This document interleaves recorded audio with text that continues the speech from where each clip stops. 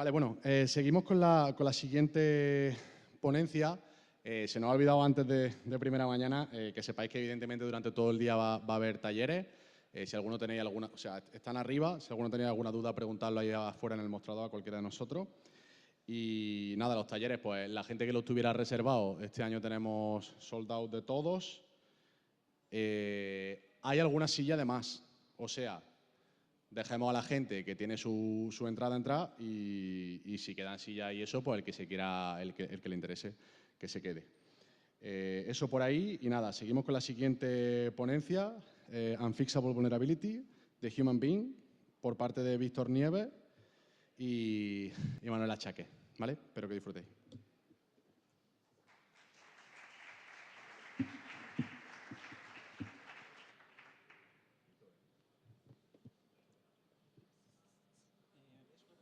Por supuesto.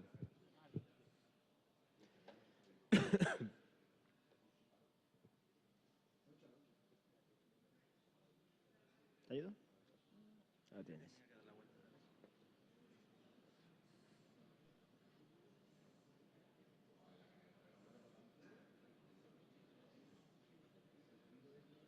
Perfecto. Probando. Vale. Bueno, hola a todos. Empezamos.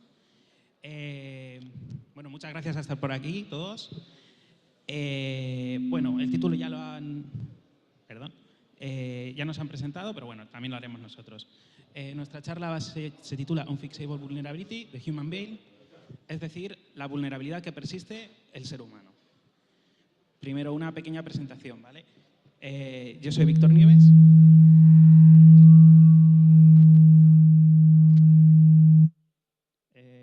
No sé si soy yo. Soy yo. Ahora. Vale, perdonar las interferencias. Bueno, yo soy Víctor Nieves, ¿vale? Vengo de parte de Inetum. Soy el actual líder de hacking. Y bueno, conmigo está Manuel, que está teniendo un poquito de interferencias y enseguida sube, ¿vale? Él es el team leader de Iberia LATAM por la parte de Hornet Security, ¿vale? Bien, en esta charla vamos a ver básicamente vamos a ver ingeniería social, ¿vale? Vamos a ver técnicas de OSINT, vamos a ver enumeración, definición de ataques y nos vamos a centrar concretamente en dos tipos de ataques, phishing y vishing. Obviamente todo el mundo ya conocemos qué es phishing porque nuestro primo, nuestro hermano ya ha picado en alguno, ¿vale? Vamos a empezar con esta parte que siempre me gusta a mí mencionar, que es el típico disclaimer, ¿vale?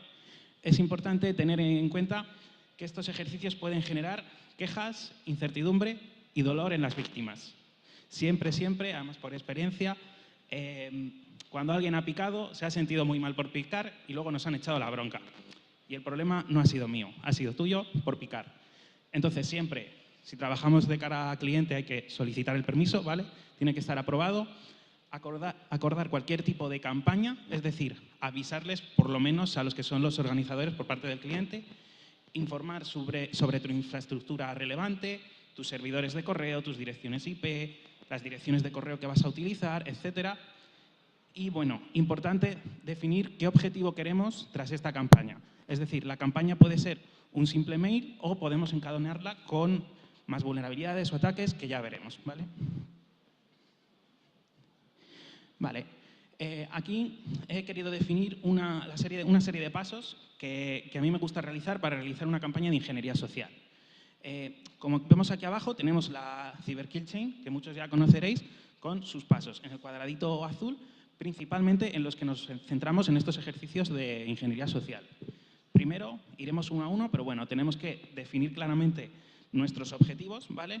Tenemos que enumerar tanto las víctimas, posibles víctimas, como al cliente, definir qué ataques queremos realizar y qué resultados queremos obtener de estos ataques, luego ejecutar lo que viene siendo las campañas y luego la post-explotación. ¿Qué podemos hacer con todo lo que hemos obtenido? Uy. Ah, sí, vale, que me han traído un mando. Estaba pensándolo justo, gracias. A ver si lo consigo que vaya. Ahí va, sí, gracias. Bueno, primero, pues esto ya lo conocemos todos, ¿vale? Pues ¿qué es el OSINT? Al final, el OSINT hace referencia a este conocimiento recopilado por fuentes públicas, ¿vale? Lo principal es, bueno, no sé si hay puntero, señalo. recopilar información, procesar esta información, ¿vale? Darle un formato que nos sea válido para poder utilizar y luego obtener ventaja, es decir, cómo procesamos toda esta información para nosotros conseguir nuestro resultado o nuestro objetivo. Pues para conocer a tu objetivo vamos a utilizar OSINT en este caso, ¿vale?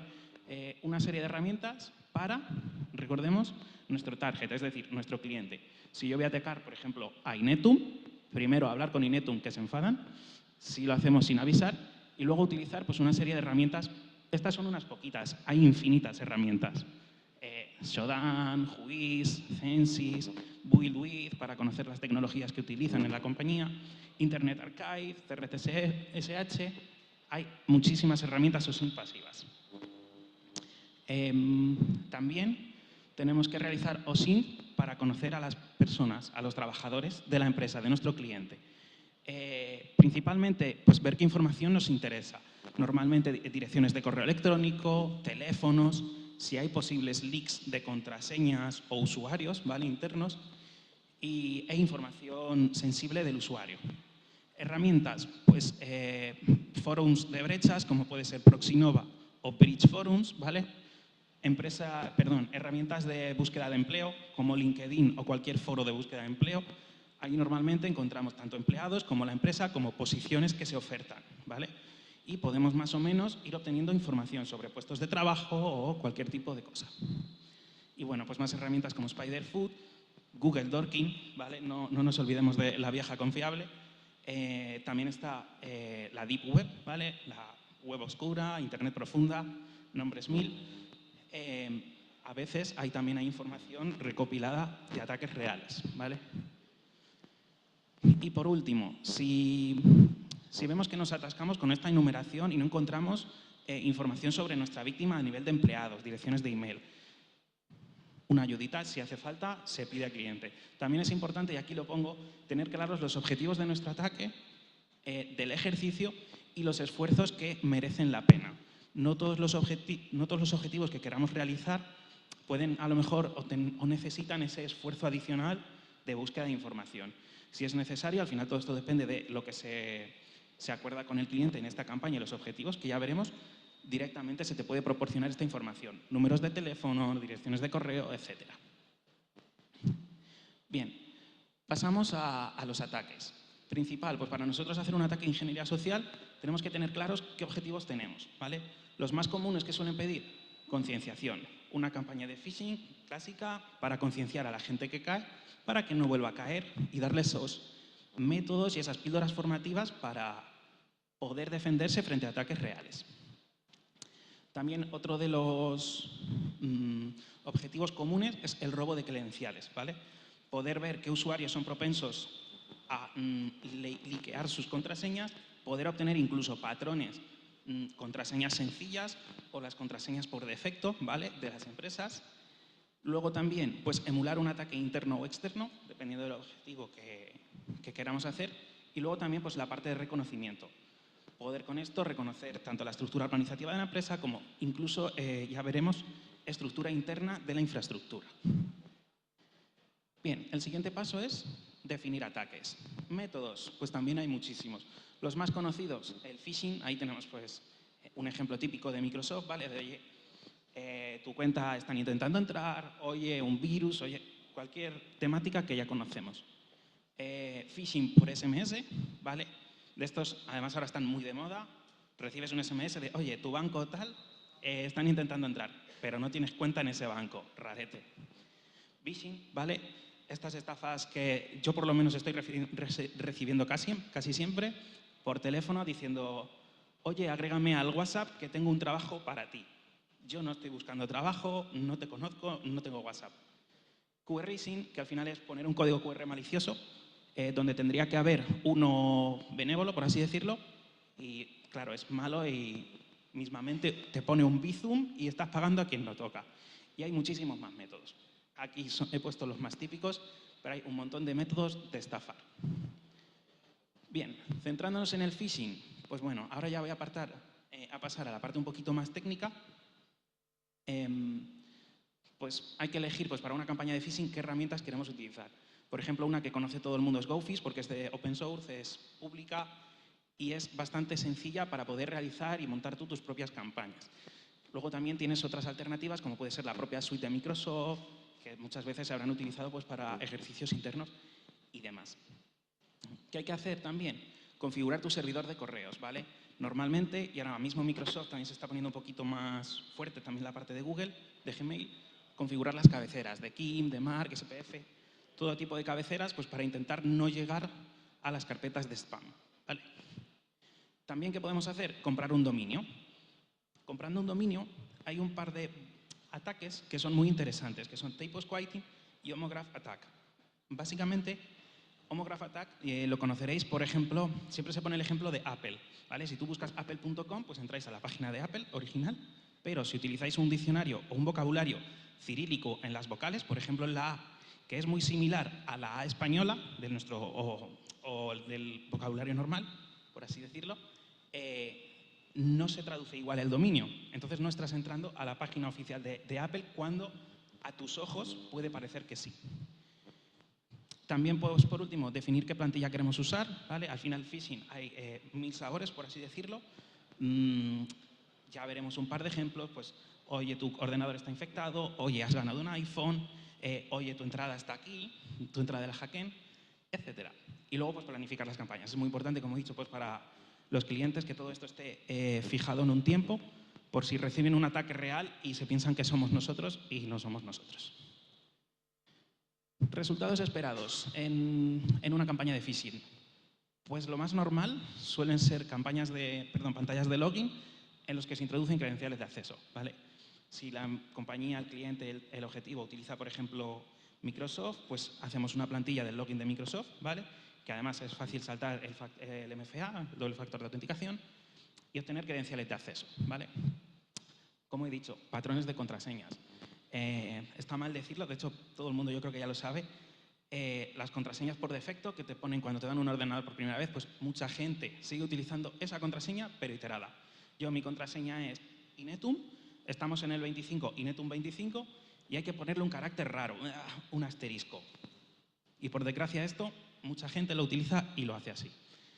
Información personal. Muchas veces en estas campañas pues podemos poner, si nos interesa, pues oye, necesito también que pongas el DNI para no sé qué factura, lo que sea, tu número de teléfono, etcétera, tu dirección, de dónde vives. Toda esta información también se puede obtener por estas vías.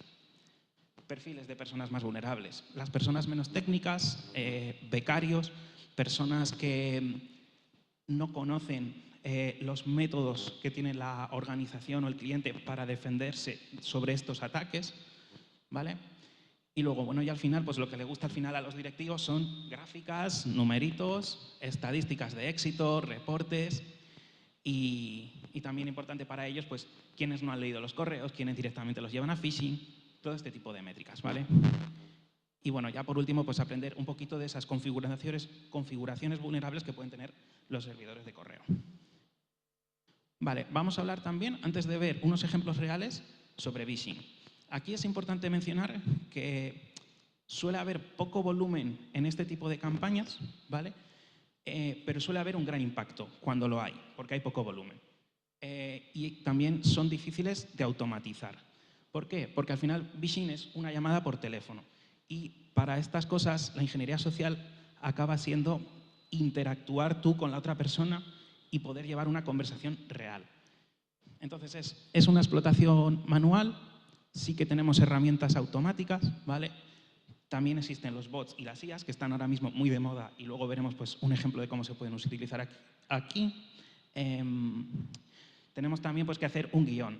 En un phishing tú haces una campaña, haces un email y ya está. Aquí más o menos tienes que tener un guión para poder tú guiar a esa víctima a tu objetivo, ¿vale? De nuevo, pues planificar las campañas para hacerlo todo en un tiempo acorde y que si se recibe por parte de las víctimas una llamada maliciosa real, pues que no coincida con la nuestra y que el cliente siempre esté avisado. Y luego, último punto, también muy importante, acordar con el cliente por temas de confidencialidad, grabar las llamadas y exportar todas tus notas obtenidas, ¿vale? Y toda la información que has obtenido.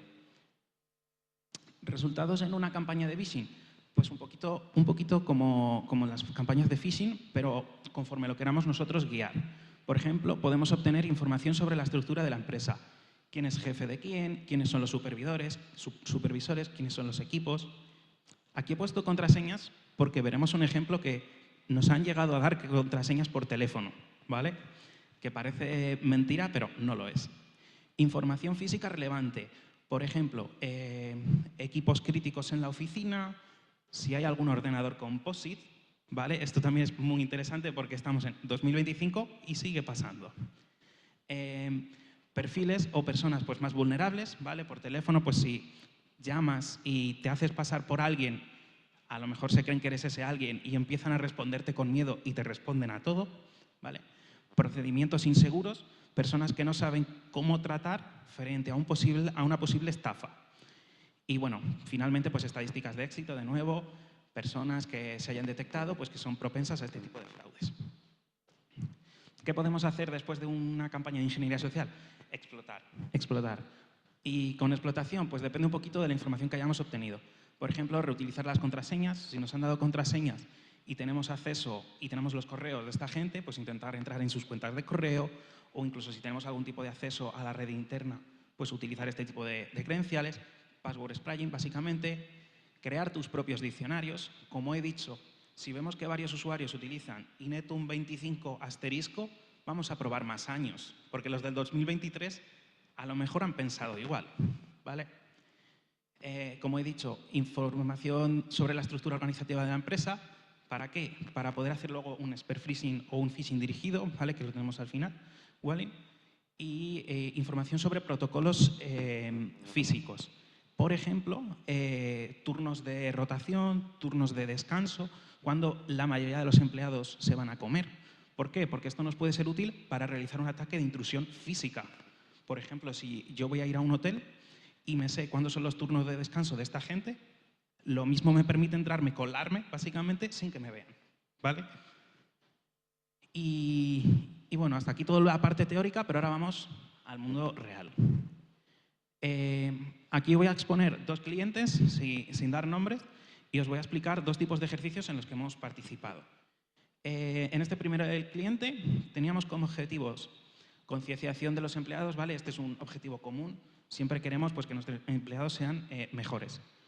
Exfiltración de información sensible y o contraseñas. Ese suele ser otro de los objetivos más comunes. Y luego, bueno, pues emular un ejercicio de ingeniería social desde unas sedes u oficinas concretas del cliente, ¿vale? Suponiendo que estas oficinas han sido comprometidas. Para este primer cliente, pues, ¿qué decidimos hacer? Phishing más vishing, es decir, correo electrónico y llamada telefónica. Una llamada telefónica haciéndonos, impersonando una persona de IT. Esta persona existía realmente, la buscábamos por LinkedIn, buscábamos su nombre y nos hacíamos pasar por esta persona. Como temática, pues un poquito lo que he dicho, llamábamos con un poquito de urgencia diciendo, oye, hemos sufrido un ataque, mi sistema de monitorización no está funcionando, no está encontrando el equipo tal, necesitamos que me des soporte para configurar tu equipo y que la empresa esté tranquila. Spoiler, no. Se solicita información identificable del usuario. Primero pues le podíamos lo típico, oye, tu correo, cuál es tu nombre de máquina, no te la conoces, el comando es tal por terminal. Y se solicitaba también una dirección de email. Esto, bueno, al final esto es un guión y hay que decir que no siempre vas a poder hacer A, B, C, D. Muchas veces vas a tener que ir al plan H, otras veces vas a tener que volver al A y vas a tener que hacer desvíos y tienes que guiar la conversación y poder tener tus mecanismos y tus métodos para poder llegar a lograr tus objetivos, ¿vale?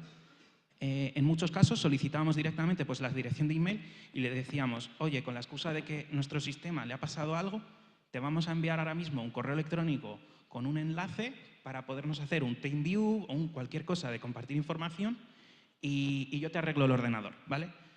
Entra un login típico, un dominio agnóstico, por así decirlo, usuario, contraseña, cuelgo. Fin. Tenemos contraseñas, se introducen credenciales y nos vamos. Ya lo tenemos hecho. Esta es una vía. En otra vía, en este mismo cliente, nos dijeron dónde había un ordenador que se supone que era un servidor para controlar unos TPVs y que había un POSIT justo debajo del portátil. Levantabas así un poquito y veías la contraseña. Esa información también nos la dieron. Resultados que obtuvimos con este primer cliente. Empleados vulnerables. Por ejemplo, los principales perfiles fueron becarios, porque al final, por desgracia, son chicos que acaban de entrar y si te haces pasar por jefe del jefe del jefe, aunque no lo conozcan, si dices que eres CISO, la gente ya va a entrar en pánico. Entonces te van a responder. Que a lo mejor tienen que saber que a lo mejor el CISO no tiene por qué llamarle. Pero bueno, la gente pues cae. Y también personas que llevaban poco tiempo en la compañía por lo mismo, porque no conocían el procedimiento de trabajo. Múltiples credenciales. Esto recordemos que, además, en un ejemplo, no hizo falta ni enviar un phishing. Por el mismo número de teléfono, dijimos, oye, estoy intentando entrar en tu equipo remotamente y me da un problema la contraseña. ¿Me la puedes repetir? Y nos dijo la contraseña por teléfono. Es increíble. Patrones de contraseñas inseguros, lo que he dicho. Empresa 20, bueno, ahí me he colado en el año, es un poco futurista este año. 2025, 2026, continúan. Información sobre la estructura organizativa de la sede de la oficina. Lo que os he dicho, un ordenador con un POSIT debajo. También sabíamos, bueno, lo de los POSIT que está justo debajo, los turnos de descanso, ¿vale? Pues nuestro cliente era una cierta empresa en la que había un cambio de turnos. Pues nos dijeron la franja horaria de ese cambio de turnos y donde la recepción estaba prácticamente vacía, que al final eran 15 minutos. Pero eso para mí, ¿por qué me es útil? Si yo quiero realizar un ejercicio de Red Team y quiero hacer una intrusión física, ese tiempo, aunque sea cortito, para mí puede ser muy valioso, ¿vale? Para colarme hasta la cocina, buscar ese POSIT que me han dicho que estaba escondido y demás. Y ahora pasamos a otro cliente. Este otro cliente, ¿qué es lo que quería? De nuevo, concienciación, emular un artefacto malicioso, ya veremos que es muy sencillo por las casuísticas que tenían, e identificar defensas a nivel de servidor de mail y detección de malware. Vale. Como digo, llamamos malware, pero ya veréis que era algo muy sencillo. ¿Qué decidimos hacer aquí? Phishing y malware, ¿vale? Se configuró un SharePoint público para poder subir archivos. En ese SharePoint se diseñó un correo, bueno, aparte se diseñó un correo malicioso diciendo, oye, tienes una actualización pendiente en tu equipo, tienes que entrar aquí y ejecutar este exe, básicamente un punto exe, ejecutar un instalador para actualizar tu PC. Y el artefacto que se subía era muy sencillo, era un artefacto ejecutable en Windows, un exe, que por terminal te empezaba a soltar lo típico de, oye, estoy actualizando, estoy haciendo cosas muy chulas y muy difíciles que tú no sabes. Y al final, en el fondo, lo que hacía era filtrar información sobre el equipo, ¿vale? Aquí lo tenemos. Bueno, aparte de obtener, pues de nuevo, perfiles vulnerables, personas que siempre clicaban, porque claro, es Microsoft quien me escribe y esto es importante. Exfiltración de información de las máquinas afectadas y el directorio activo, ¿vale? Había máquinas conectadas al directorio activo y nuestro malware pues hacía un poquito de recon de directorio activo. Información sobre la estructura interna de la compañía, por lo mismo que digo, al final este script que teníamos, que acababa siendo un script, enumeraba y hacía peticiones internas de la máquina, nombre de las máquinas, impresoras y demás. Enumeración de usuarios, porque también lo hacía el malware. Y luego, bueno, exfiltración de carpetas importantes, como las carpetas típicas de documentos, escritorio y descargas. Básicamente, pues en estos ejercicios lo que yo quiero enseñar es que la ingeniería social sigue estando ahí, que la gente sigue picando en las cosas más simples. Aquí yo me hago pasar, o bueno, nos hacemos pasar por empresas, por gente de IT, pero es que un correo de, oye, has ganado un iPhone, sigue funcionando. La gente quiere iPhones, no sé por qué. Y bueno, siguientes pasos que se podrían hacer, o que están muy guay, que también veremos ahora más adelante.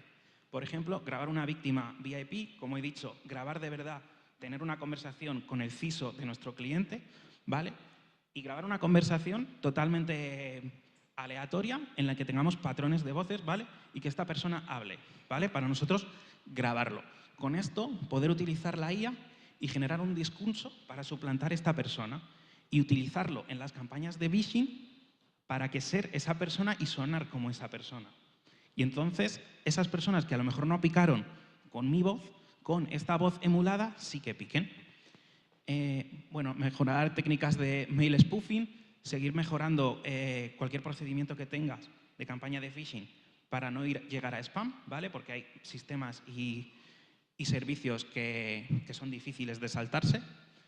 Mejorar, por ejemplo, también el tema de macros de Excel o de Word para desplegar malware, ¿vale? Nosotros, por ejemplo, pusimos un .exe, un ejecutable, pero podría haber sido un Excel, un Word con una macro. Obviamente hay equipos que en cuanto salta una macro te dicen, aquí hay una macro, ¿estás tú seguro? O directamente ni te dejan, ¿vale?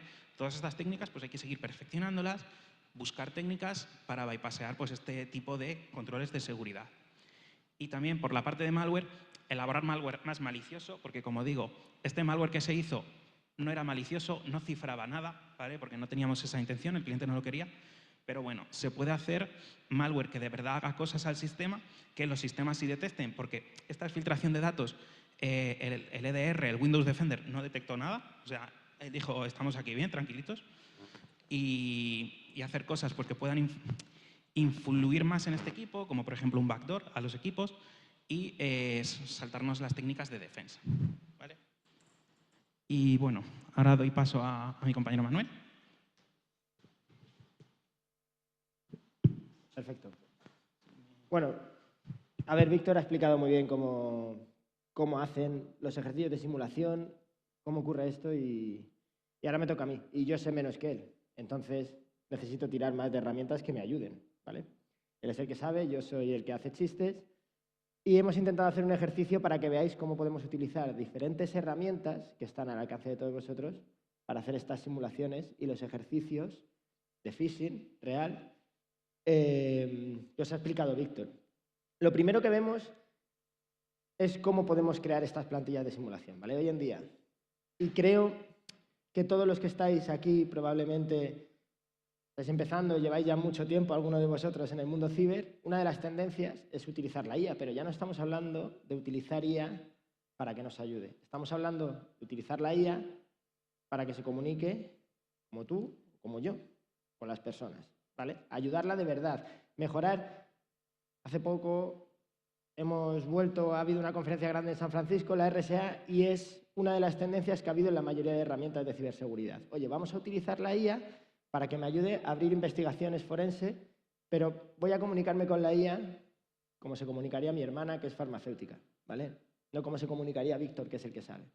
Con lo cual, ya vemos que vamos a poder ayudarnos de este tipo de IAs para construir. Y ya no, cuando creamos un correo ya no parece el príncipe nigeriano. Es verdad que sí que podemos detectar que está creado por ChatGPT, cualquiera que trabaje lo va a ver, suele poner una coma antes de las is, te sueles poner en negrita ciertas cosas, pero los prompts empiezan a funcionar muy bien. Y tenemos diferentes herramientas que también nos sirven para ir al siguiente paso. Hemos construido el correo, lo vamos a enviar, yo me voy a centrar en la parte del phishing a través de correo electrónico. ¿Y qué es lo que quiero? Robar unas credenciales. Es lo que vemos hoy en día. Lo primero, robamos credenciales. ¿Para qué? Para entrar, para hacer movimientos laterales si podemos, crear persistencia, establecer persistencia y poder hacer una filtración de datos. La información es lo último. También están evolucionando todas las herramientas hacia el punto de la protección del dato y hacia el punto de la protección de las personas, ¿vale? Que es lo que estamos viendo como factores diferenciales. He sacado 3 noticias, algunas no son tan recientes y las conocéis, estas del año pasado, al propio Microsoft le pasa. Bueno, perfecto. Y he sacado una reciente que para mí tampoco es sorprendente, ¿vale? Porque este tipo de soluciones en las cuales tú ya puedes acceder a una solución precreada para lanzar tus ataques o simular tus ataques de phishing no es algo nuevo. De hecho, vamos a ver cómo en el pequeño vídeo que vamos a tener a continuación, entre un compañero, Andy, y yo hemos simulado este tipo de ataques con herramientas muy sencillas, ¿vale? Y aquí vemos cuáles son los peligros que nos comentaba Víctor en el mundo real. Ciertos ejemplos.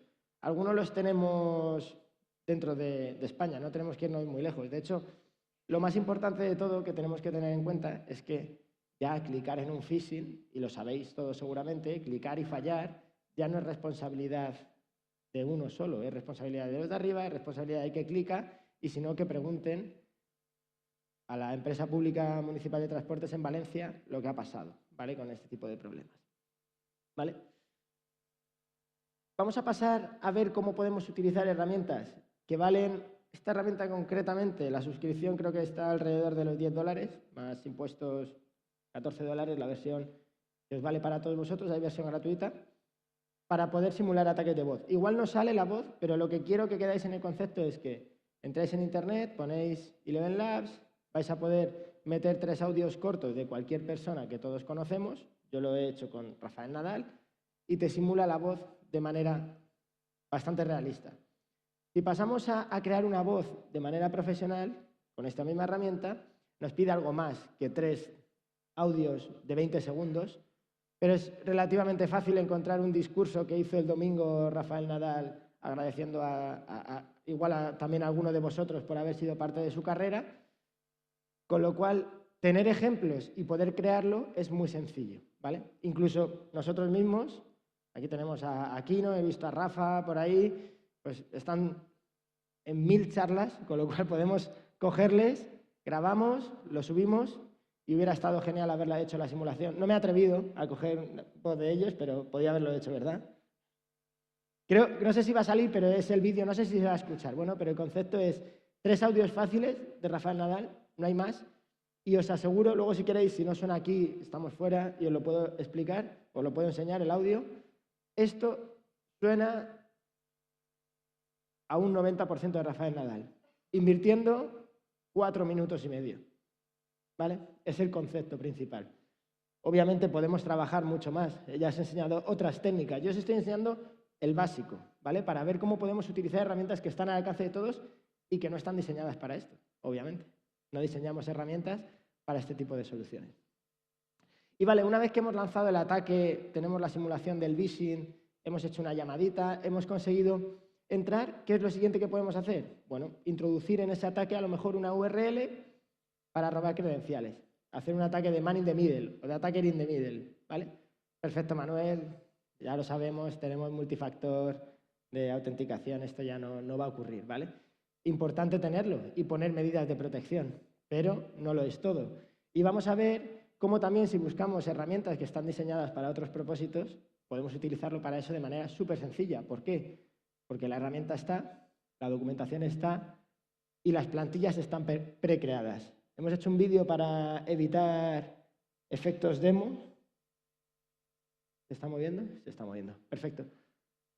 Vamos a ver cómo vamos a simular un ataque de man in the middle utilizando el EvitGenex, ¿vale? Incluso, lo mejor es que vamos a ver al final cómo evitamos también un multifactor, ¿vale? Un ejemplo, no hay más. Página de login de Microsoft. Aquí vamos a iniciar el programa, lo tenemos, y tenemos la posibilidad de tener diferentes plantillas ya precreadas, que nos van a redirigir al dominio que nosotros queramos. Tenemos fishlets, están precreados algunos de ellos, es que no tenemos ni que trabajarlos, ¿vale? Otros sí, tenemos que trabajarlos un poco. Perfecto. Vamos a iniciarlo y vamos a utilizar una de las plantillas que tenemos ya de login de Microsoft para que se redirija toda la información a nuestro servidor. Lo tenemos, vemos cómo marcamos la URL y vamos a ver que cuando la iniciemos, look and feel, la página va a ser exactamente igual. Bueno, vamos a ver obviamente la URL. En este caso, vamos a ver nuestro nombre del tenant, con lo cual, y un hash detrás, una cadena de caracteres que pueda hacernos dudar. Página de Microsoft real, metemos la página que nos ha dado la herramienta. Bueno, perfecto. Bien simulada. Aquí lo vemos, nos va automáticamente a redirigir y vamos a ver cómo no tenemos esa sensación quizás de que está ocurriendo. No os tenéis que poner tampoco en vuestra posición. Vosotros tenéis un conocimiento sobre el mundo ciber. Siempre os digo lo mismo, las empresas, el que está detrás del ordenador no somos nosotros, ¿vale? Son usuarios que probablemente tengan cero conocimiento de lo que es, ya no os digo de lo que es ciberseguridad, de cómo se maneja el ordenador, y son empresas que suelen ser pequeñas en España, ¿vale? Vemos cómo introducimos las credenciales. Perfecto, Manuel, no pasa nada. Multifactor, me van a robar la contraseña, no van a poder hacer mucho más. Estoy súper protegido, lo cual está bien para evitar un primer paso. Pero vamos a ver cómo podemos hacer ese bypass y al final sí que entrar. Acudimos y cuando le damos a siguiente, lo único que va a ocurrir con este tipo de herramientas es que nos va a redirigir a la página de Microsoft real, ¿vale? Nosotros simplemente queremos la información, no queremos nada más. Lo raro de esto es que generalmente si actualizamos o salimos, nos va a volver a pedir las credenciales, algo que no suele ocurrir en Microsoft porque la cookie de sesión pues, dura un tiempo, ¿vale? Con lo cual, vamos a ver cómo no lo vuelve a pedir. Un usuario normal va a decir, no pasa nada, lo habrá puesto mi administrador, que cada vez que refresco que me saque, habrá hecho un timeout en la sesión, no tengo ni idea, me puedo volver a loguear, ¿vale? No hay ningún tipo de problema, vemos cómo ya estamos utilizando las URLs normales, accedemos al Outlook, todo perfecto. Si os habéis ido fijando, detrás en la pantalla han ido ocurriendo eventos, que ahora los vamos a mostrar, ¿vale? El vídeo va un poquito más lento que nosotros y vamos a ver cómo hemos recogido en el servidor tanto el usuario como la contraseña, en este caso muy obvia, y algo muy importante es que también tenemos la cookie de sesión. Y esto es lo que nos va a permitir hacer el bypass, aunque haya un multifactor. Esa cookie va a ser válida durante un periodo de tiempo y de manera tremendamente sencilla, copiándola, usando Cookie Editor en otro navegador y accediendo, vamos a poder entrar al mismo lugar donde está el usuario con su multifactor, ¿vale? Otro ejemplo, hemos abierto un navegador privado, tenemos, para que veáis que no hay nada, no hay ningún login, vamos a acceder, nos va a pedir nuestra sesión, perfecto, no estamos logueados, navegación privada, no hay nada, y vamos a copiar esa cookie que tenemos del servidor, la vamos a copiar en un editor de cookies y vamos a actualizar. Vamos a ver cómo nos va a dejar pasar, ¿vale? Simplemente una simulación de un ataque y de cómo va a pasar este MFA. Es decir, muchos de vosotros que sois mucho más técnicos que yo, no es tan sencillo, Manuel, esto ya no funciona, hay otras técnicas, lo sabemos, ¿vale?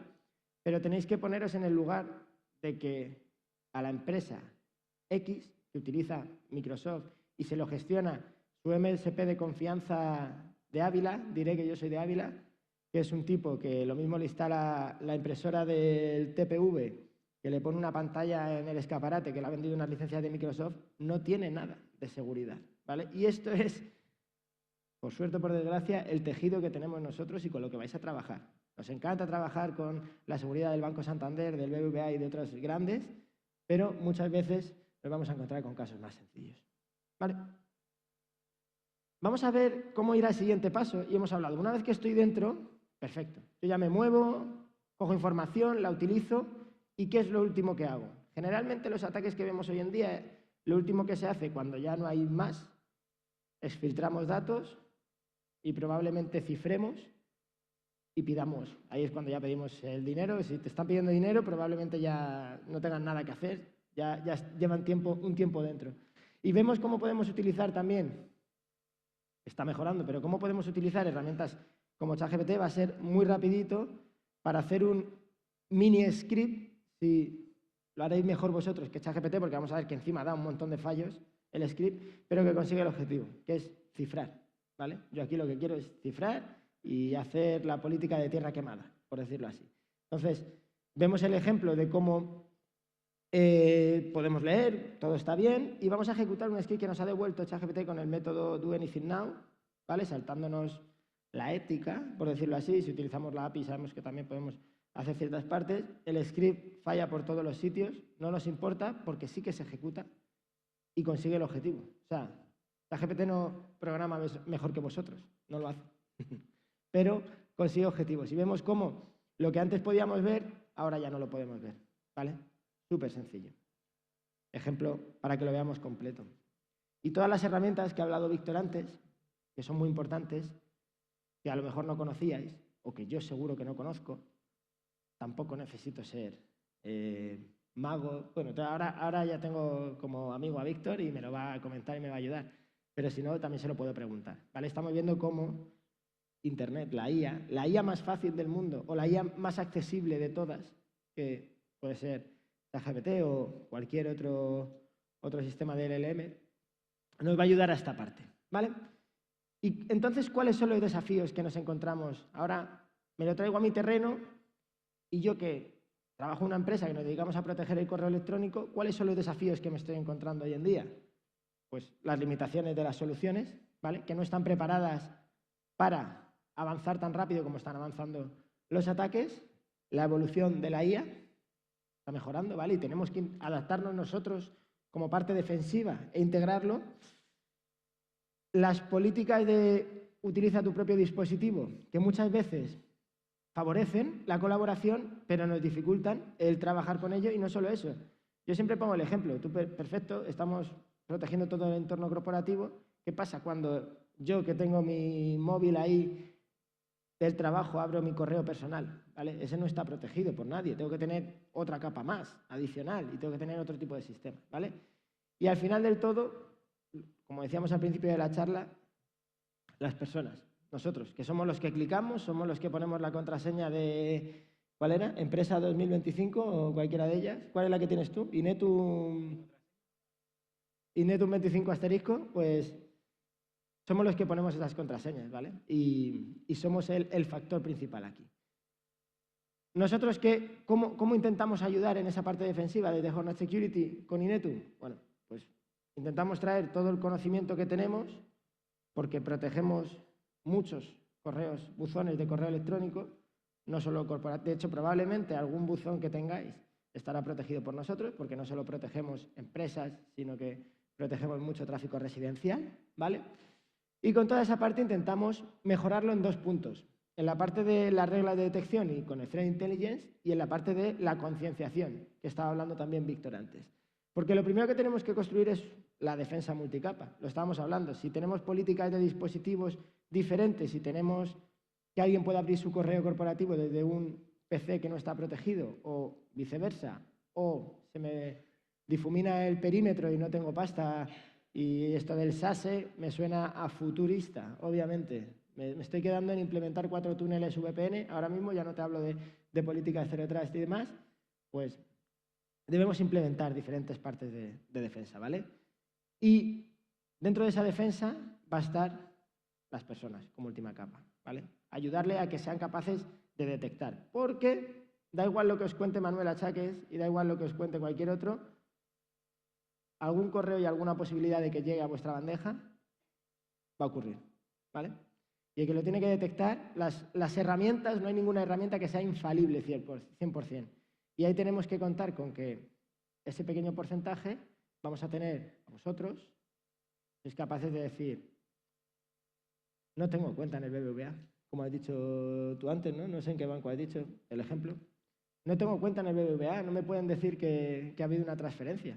No ha ocurrido, ¿vale? O que te llamen y no ocurra, o cualquier otro tipo. ¿Alguna pregunta sobre toda esta charla? Espero que os haya quedado claro cómo construimos desde Inetum y cómo colaboramos con Hornet Security en esa parte de construir ataques, de concienciar y de las facilidades que podemos encontrar. Gracias.